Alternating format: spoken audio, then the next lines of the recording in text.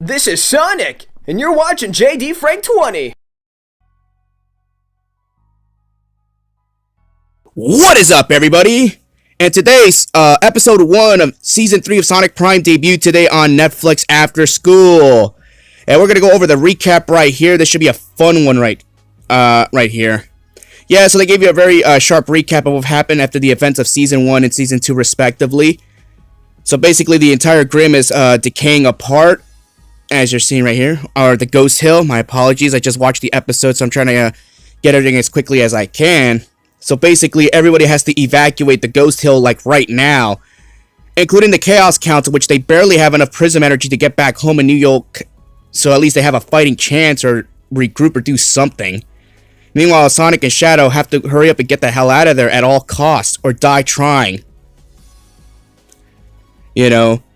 Yeah, like I said, it's very climatic how they try to escape here and there. Like, everything is just decaying so fast. You'd think it would be so simple for these two to escape, considering the fact that they are the two fastest creatures in the multiverse.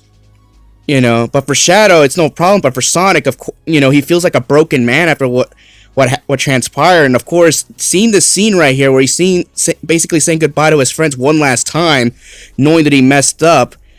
You know, but Shadow's trying to say, like, there is still hope to save them, but we gotta get out of here, like, right now.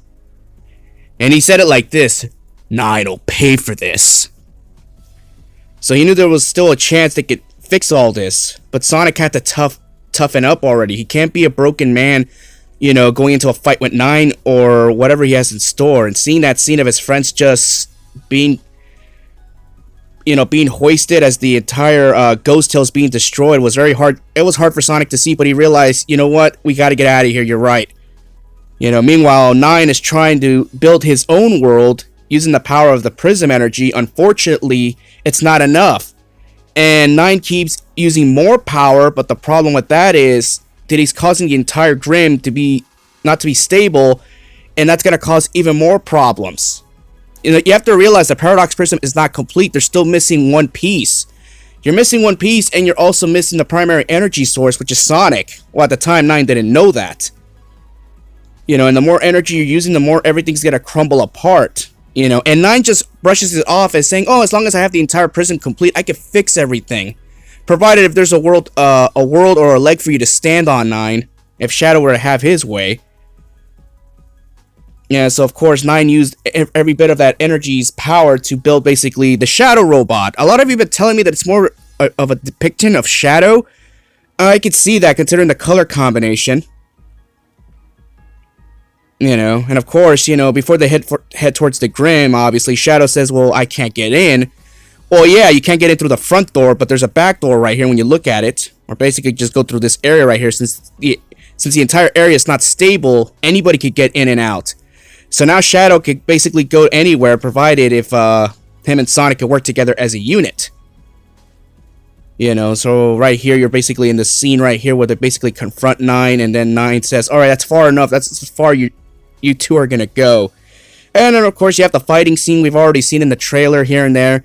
But what you don't see is, now you gotta fight all your friends, basically. Metal variants of all of their friends, including Amy, Rouge, Knuckles, Birdie. Basically all of them in the same exact sequence, which is interesting. And I do like the fact that Sonic really wasn't holding back in this fight.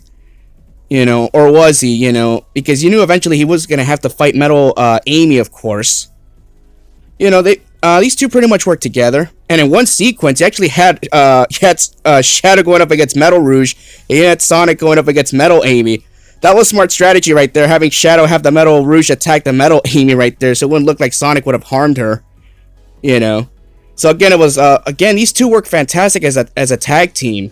You know, a lot of people are saying, "Oh, they're the dream team here and there," but don't get used to it. They're not always going to team up together, unless the fate of the universe is on the line. You know, which falls under these circumstances. Now, Nine eventually does figure out that he does need Sonic's energy to stabilize the Prism. And then Shadow realizes he's telling Sonic to get out of here. You know, and Sonic says, "I can't leave you here alone, Shadow." And then, of course, Shadow just grabs Sonic and he just basically twirls him in a Shadow Tornado, similar to Sonic Heroes. We haven't seen that move in a while. Yeah, and then of course 9 is furious, and now basically Shadow and 9 are basically playing a game of fucking tug of war to see who's gonna get Sonic first. Well, thankfully Shadow was able to get Sonic out of the Grim, but of course it cost at a price. Shadow basically being alone, basically being outmatched by the other robots, and eventually falling into that chasm. And that's how we end episode 1. So yeah, man, right now Sonic Prime, I mean, the way they kick off episode 1 was brilliant. You know, it's making you think, like, what's Sonic's next move gonna be? Now that Shadow basically stuck in the Grim right now after getting his ass kicked.